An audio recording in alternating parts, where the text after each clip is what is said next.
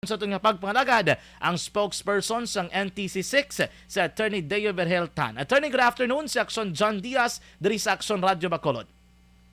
Yes, no, good afternoon, Action. Nagpapamati sa Bugnaton ay mga programa. Thank you, Attorney, no, sa time naging share mo dari sa amon. We'll just like to ask for an update. Kamusta so far, Attorney, status natin in terms of SIM registration? As of today, no, already 102 million plus na registered for over the Philippines. This is approximately 50% of the recorded activated SIMs all over the Philippines. So, pati no, na kung bagang 70% ang target ng DICT, so subong 61%. So, nubo pa ini, kaya tinatalabay ko pag na before sa deadline, mas madamo ang mga maparegister na SIM cards, especially sa mga subong sa atin. Oo. Medyo, attorney, medyo choppy lang ito sulod. Pero anyway, so we are already at the 61%, no, out of the 75% target. So we are expecting, attorney, nga paglambot sa deadline, malambot ini nga numbers. Yes, no, that's the ICT na ginhambal. Pag-extend nila, namun nang ilan na target ng 70% na at least ma-achieve before the deadline. So, ang walang emphasize it, no, na kung mag-lapse ng deadline, we will really automatically deactivate all unregistered SIMs. So, dapat pa-register mo yun kung gusto mo i-continue, use your SIM cards. Kumbaga, attorney, because this is already a law, layi na siya, wala naman ni choice actually. Ang mga subscriber, duwa man ang option nila, magamit ka sang SIM o kung hindi. Kung magamit ka, maparehistro ka, gidyado mo na blang logic sa nadirabla? Yes, no, because you are exercising a privilege, your right to communication, no? So basically, it's regulated by the state na kay may layin na kita. So you need to comply with the law. Because ang uning rationality behind the law, na ginubras ng ato ng mga policeman kaginalos, na dapat i-register na SIM cards to avoid at least but ang mga ongoing scamming, and not only scamming but also crimes related to SIM cards na munang sabi niya. So this is a means for the authority to at least identify those perpetrators na ginagamit ang SIM cards sa malain na pangagi. Of course, with this, kailangan pinasa competent authority. So without the necessary registration sa mga existing SIMs natin, i-deactivate din naman na. Pero kung gusto mo yan magbago imo SIM card, pwede ikaw kabakal sang bago SIM card, but in order to activate it, kailangan mo na ipa-register. Kaya aragiin na sa ating implementing rules and regulations of the Republic Act 1994 for the SIM card registration. Okay. Attorney, pwede ka-adjust gamay, no? Kaya medyo choppy aton nga sulod. Pero, sakto to ang mo, attorney, layin na ni siya mong. So, ang paggamit niya sang SIM, privilehiyo lang nga ginatag sa aton. Kung gusto ta nga mangin, si tayo yun nga aton dira nga pag-experience sa sina nga privilege, sundon ta nilang ginang layi. And the steps are very much easy, man. Nga maparehistro sila through online lang gyapon, attorney, di ba?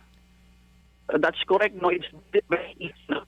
And actually, gina-optimize sa mga service providers na diskan sa din ikaw, pili ka pa-register, no? As long as you have the necessary data coverage and of course, may signal sa area. Pero kung wala ka signal, pwede hagidran po sa mga areas na may ara. Kung kailangan naman muli, hindi ka kapangayo assistance sa mga masaligan ninyo na mga pod or at least kadto ka mo sa telco na mga makabulig. I try to be what attorney ayo lang kami, no, we'll try to call you again kay medyo lain gid nga aton nga sulod may naga-feedback try lang namon liwat tawagan si attorney Deo Berheltan maka-action para mangin klaro ang aton nga presentation. May mga concerns, no, nga ginapalabot bago ginamon sa attorney amo sinang matabo. So ano gid gali automatic kay pagtakop ya ka July 25 once wala ka pa nakaparehistro, automatically deactivated yung SIM. Once na deactivate ang imo SIM, hindi mo na siya magamit unless may plaso pag inabing nga tag si may grace period nga magparehistro ka. But the question there is, what if karon why nagikaroon ni hatag nga grace period ining NTC or DICT, no? Ano matabo dara karon sa imong SIM card, no? Balikan lang sa naton for further nga mga clarifications mga ka-aksyon, no, regarding sa SIM registration. Kay initially may ara na kita, there are already more than 61% na mga 2 million subscribers na maka-aksyon ang nakaparehistro. So, para sa ila, this is already a good number and they expect, ginapaabot nila nga pag-abot sa deadline, malambot nilang 75% nga target out of the total number of subscribers nga may ara kita dira. And then, so pag-abot sa July 25, automatic maka-aksyon. Deactivated ang imong SIM once wala mo na parehistro. Okay? So muna siya, basic laman maka-aksyon. And then, niremind nila nga ining SIM card is or shall I say, ang SIM registration, ginapatuman ini para malikawala ton ang mga insidente sang scamming, di ba sa text na, balosi mo, nagdaog ka kuno, pero antes mo maklaim mo daog, mahatag ka mo sa kwarta, ma-avoid maka-aksyon ang mga related incidents, no? Using, amo sina nga mga gamit maka-aksyon, no? Balikan ta lang si Attorney Dave Verhiltan, ang spokesperson sa NTC Sariwat regarding sinidri, no? Mga ka-aksyon. Magkutonta na lang siya diretsa, no? Kay T, may amo na ni, it was presented, anong reason. Attorney, may nagapamangkot, pag-abot sa July 25, for example, kag wala sa nakaparehistro, kuno, magaan pa na sa plaso? Oo. Attorney, pag-abot sa July 25, kag once wala pa sa gyapon sang o wala pa sa nakaparehistro, may grace period pa na nga ihatag sa iya? Okay. So, sakto na kung wala sa register, may ara ikaw adlaw para at least activate ang imo unregistered card. Kaya hindi activate na ina mo. So, kung gusto mo i-reactivate ina, may ara ikaw pila ka days na hatag lang sa imo sang telco para mapakadto ka dito na pagpa-register sang inyo SIM card, kag tapos i-reactivate imo na SIM. Pero mas maayo na lang na i-register mo imo SIM card kay karon maawat kapag yapon ka kadto sa telco for reactivation process. So ang amo na kasi simply hindi activate na mo. So ma-request ka lang ina for reactivation for amo na ning last chance nimo, no? Pero why kung nagahambal gid na dapat ihulaton mo na deactivate imong SIM, at least dapat pa-register mo before the deadline. Oo. Dahil kung malapsan ni ang 5 days na imo na kailangan upon deactivation, hindi mo na magamit ang imo SIM card. Ang imo dira mga data, attorney, dula man no? Mga numbers? Okay. Ang purpose ng deactivation is hindi mo gid magamit ang SIM. Meaning why ka signal, why ka data, hindi mo mag-text. Ang imo na mga data na na-save na, base ara man sa hardware sang imo na phone. Okay. Kahit subong daan, ang ato na mga, unlike before, no, sa mga daan pa na cellphone, sa SIM card naka-register ang phone numbers. Subong, it's embedded na yan sa cellphone mo. Pero whatever is stored sa SIM card mo, natural, madulag din na. Pero ang mga data stored sa cellphone mo, pwede mo pa yan ma-retrieve. Ang SIM card lang man ang gindi-activate namon. Oo. So dapat ang aton nga mga listeners dira, the same lang gyapon ang process, simple lang and wala gid bayad, di ba, attorney? Yes, I would like to emphasize na the SIM registration process is free, libre ina.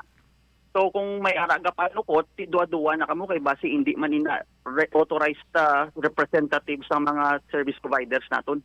Base sa pagina nga mampanuntulan na sa inyo, nagamiton ang mga informasyon na ginhatag nyo sa ila sa lain na pamaagi, kag kibot kamo na scam na kamo. That is why if you really need assistance, please secure na ang gabulig sa inyo, masaligan ninyo. Hindi lang basta-basta na maghatag kamo sa mga personal nyo na information such as your name, address, number, pag-ID ninyo sa iba na tao.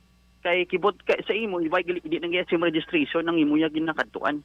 So there are lots of platforms man, no, na readily na available online sa ato na mga pumuluyo na pwede nila access. Iban gani may application na for the SIM registration process. So kung gusto nyo bulig, palapit ka mo sa authorized representative ng telco or at least ang masaligan ninyo na makabulig sang pagpa-registration process. Okay. Do wala na chance sa attorney nga may extension pa, no? Unless there is a new law amending the Republic Act 11934, then wala. Okay. But that depends on our legislative branch, no? Oo. upon the approval of the President if whether may bago na layi with regards to SIM card. But as of now, wala pa ko tinabaton na information with regards to that. So deadline is deadline. Kagin-extend na gani sang DICT, no? Oo. For another 90 days. Daw kaano naman na extend liwat nila kay karon puro extension na lang kita. Gani. So on the part of NTC, we are trying to implement the SIM registration law. Pero hindi din magkabalaka ang tao kay damo ko nabatian no na once sabi matapos ang SIM card, hindi na sila ka pa-register, hindi sila kabakal sang bago na SIM. Pwede gid kamo kabakal sang bago na SIM card. Pwede gid kamo ka-avail sang services ng telco and to exercise your right to communication, no? Importante na register ang SIM card. Okay. Attorney, thank you so much gid sa time kay sa mga information nga liwat naton yun i-reiterate sa to naman matag pramati. Mayong hapon, attorney. Yes, no, gapasalamat na ako sa inyo no sa pagbulig sang pag-disseminate sang impormasyon sang implementasyon sang SIM card registration sa mga pumuluyo nato nagapamati.